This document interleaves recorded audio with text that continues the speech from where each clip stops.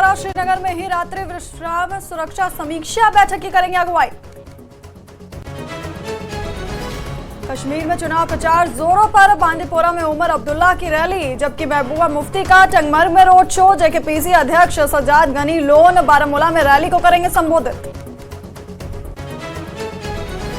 अगर सरकार प्रतिबंध हटाए तो विधानसभा चुनाव में ले सकते हैं हिस्सा। जमात इस्लामी जम्मू कश्मीर सेंट्रल पैनल के चीफ गुलाम कादिर वानी का बयान। कहा, लोकतांत्रिक प्रक्रिया ही समस्याओं के समाधान का एकमात्र हल।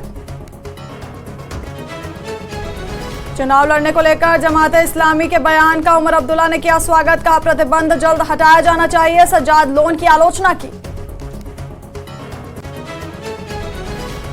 बालाकोट स्ट्राइक और पुलवामा हमले पर विपक्ष के बयानों पर गृह मंत्री अमित शाह की प्रतिक्रिया। कहा, मोदी ने घर में घुसकर मारा। 370 हटने के बाद कश्मीर के हालात बदल गए। संविधान को ना मानने वालों ने भी डाले हैं वोट।